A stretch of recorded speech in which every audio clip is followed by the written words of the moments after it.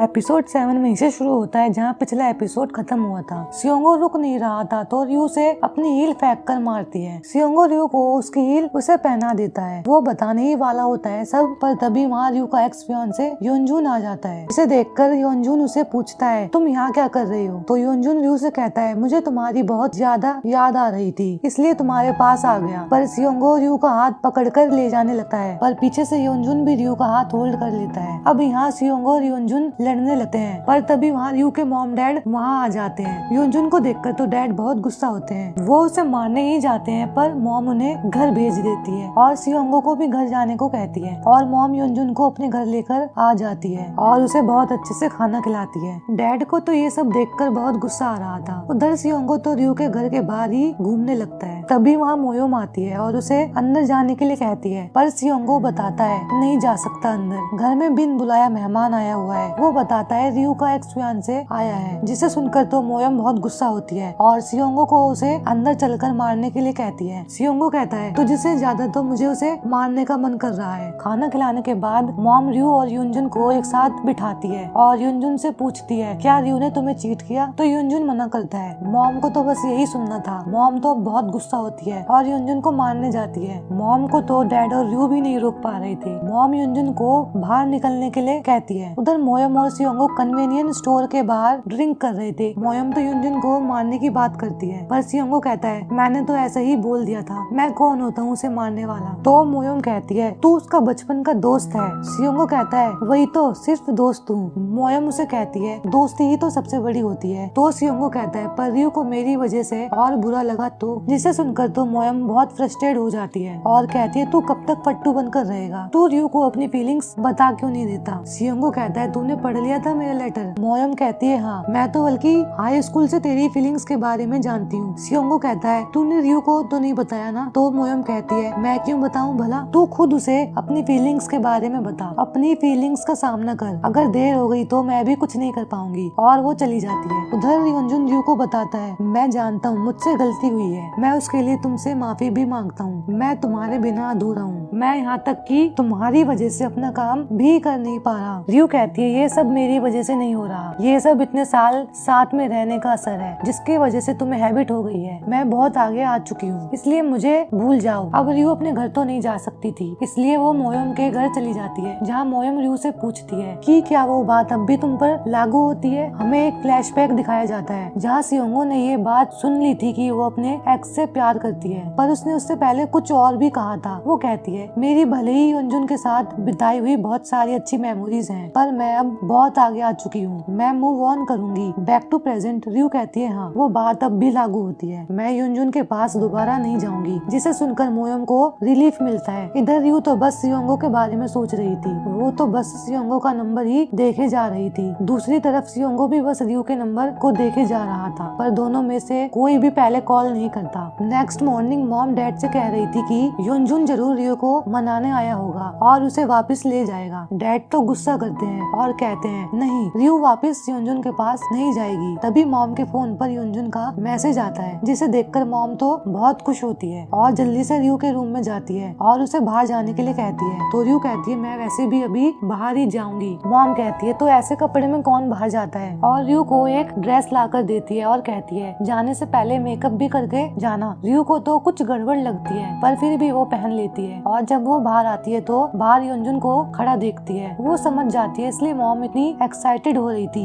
योनजुन रयू को अपने साथ खाना खाने के लिए बोलता है। तभी वहाँ सियोंगो साइकिल पर आ जाता है, जो रयू से कहता है तुझे क्लास नहीं जाना क्या, क्लास के लिए लेट हो जाएगी। तो रयू जल्दी से जाकर सियोंगो की साइकिल पर बैठ जाती है और दोनों हैप्पीली जा रहे होते हैं। सियोंगो कहता है ये तूने क्या पहन रखा है, तुझ पर ये जरा भी नहीं जच रहा, और कहता है ये फेस पर तूने क्या लगा रखा है। रयू अपने फाउंडेशन के बारे में सियोंगो को बताती है। सियोंगो तो कहता है तू तो पहले से ही इतना सज के आई थी जैसे तुझे पता था बाहर योनजुन मिलेगा। पर रयू कहती है उसे ये सब करने के लिए मॉम ने कहा था। तो सियोंगो धीरे से कहता है अब से आंटी मैं आपका खाना नहीं खाऊंगा, पर ये रयू को नहीं सुनाई देता। तो वो पूछती है तूने अभी क्या कहा? तो सियोंगो से टीज करते हुए कहता है तू कितनी गंदी लग रही है, मैंने ये कहा। तो रयू से पिंच करने लगती है जिससे सियोंगो का बैलेंस बिगड़ने लगता है। तो वो सियोंगो को कस के होल्ड कर लेती है और तभी दोनों कल रात की बात करने लगते हैं। तो रयू सियोंगो को पहले कहने को कहती है, पर सियोंगो तो योंजुन की बात करने लगता है। वो कहता है योंजुन ऐसे ही नहीं आया होगा, वो तुझसे शायद अब भी प्यार करता है, तुझे दोबारा से उसके लिए फीलिंग्स आ गई तो। रयू से ये सब बात करने के लिए मना करती है, पर सियोंगो अब भी योंजुन की बातें करे जा रहा था। गुस्सा होती है और उसे रुकने को कहती है। सियोंगो इतनी जोर की ब्रेक मारता है कि रयू सियोंगो से टकरा जाती है और उसका फाउंडेशन वाला फेस उसकी जैकेट पर लग जाता है। तो वो गुस्से में साइकिल को उलाट मारकर पैदल जाने लगती है। सियोंगो को रियलाइज होता है कि उसको ये सब बातें नहीं करनी चाहिए थी। रयू अपनी कुकिंग क्लास में भी खाना गुस्से से बना रही थी। उधर सियोंगो जब ऑफिस जाता है तो म्योंग और लीना सियोंगो की टी शर्ट पर लगा रयू का फाउंडेशन देख लेते हैं। तो लीना कहती है जरूर किसी लड़की ने बैक हग दी होगी, पर वो लड़की कौन होगी? म्योंग कहता है कहीं तेही तो नहीं? पर वहाँ तभी तेही आती है जिसे देखकर लीना कहती है नहीं नहीं, तेही तो बिल्कुल नहीं हो सकती। तेही सियोंगो के पास काम के सिलसिले में बात कर रही थी, पर सियोंगो का ध्यान तो अभी भी रयू और योंजुन में लगा हुआ था। तो तेही भी रयू को लेकर सियोंगो को टीज करने लगती है। उधर दानो योंदो को स्कूल लेने जल्दी आ जाता था। तो योंदो कहती है आप डेली ऑफिस से हाफ डे लेकर मुझे जल्दी लेने क्यों आ जाती हो? आपके ऑफिस वाले क्या कहेंगे कि आपकी बेटी कमजोर है। मैं जब काम करूंगी और आप रिटायर हो जाओगे तब आप मेरी फिक्र करना। इधर मोयम अपने लिए कन्वीनियंस स्टोर से खाना लेने जा रही थी और यहीं से दानो और योंदो भी जा रहे थे। तभी एक गाड़ी का एक्सीडेंट हो जाता है। उस आदमी को हार्ट अटैक आया था। तो जल्दी से मोयम पास की शॉप से एक हैमर से उस गाड़ी का शीशा तोड़ देती है और दानो को देखकर वो एम्बुलेंस को कॉल करने के लिए कहती है और उस आदमी को सीपीआर देती है जिससे उस आदमी को होश आ जाता है। योंदो तो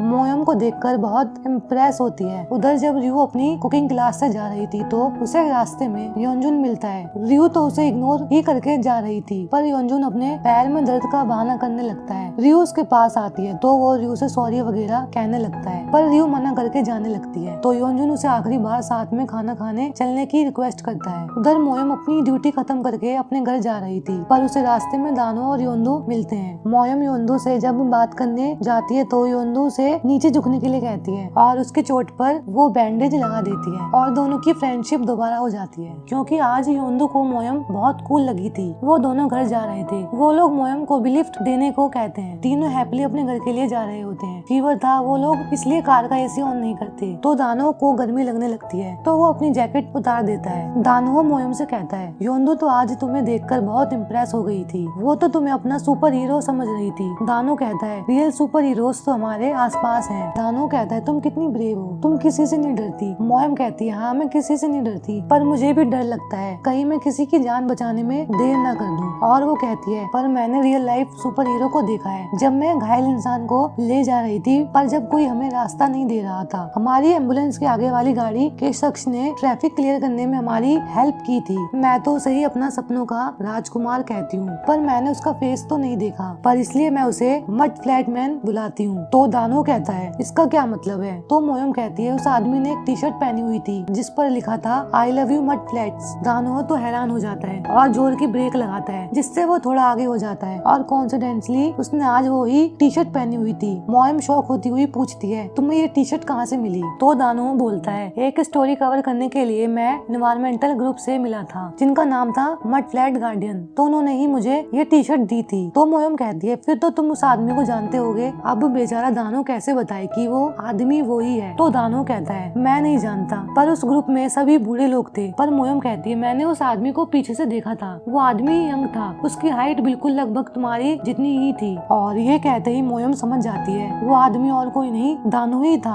अब सिचुएशन तो पूरी ऑकवर्ड ही हो जाती है क्योंकि मोयम ने उसे अपना सपनों का राजकुमार बोल दिया था। तो वो जल्दी से कार से जाने लगती है, पर दानो उसे रोकता है। पूछने पर वो कहता है कि उसे कुछ देना है। जैसे ही वो बैग से निकालने लगता है तो उसके बैग से बहुत सारी मेडिसिन गिर जाती हैं। मोयम उसकी हेल्प करने आती है। वो इतनी सारी मेडिसिन देखकर पूछती है ये सब दवाइयाँ किसके लिए? तो दानो बोलता है ये तुम्हारे लिए है। फार्मेसी वाले ने कहा कि अलग अलग दवाइयाँ लगेंगी और उसे सारी दवाइयों के बारे में बताने लगता है। मेडिसिन देने के बाद वो मोयम से कहता है प्लीज अपने आप को हार मत होने देना। मोयम की तो यहाँ हार्ट बीट बहुत तेज हो जाती है। वो जल्दी से घर के अंदर आ जाती लगती है, पर उसकी हार्ट बीट तो और भी तेज हो जाती है। और इसी के साथ पार्ट 1 यहीं पे खत्म हो जाता है। अगर आपको वीडियो अच्छी लगे तो डू लाइक एंड सब्सक्राइब।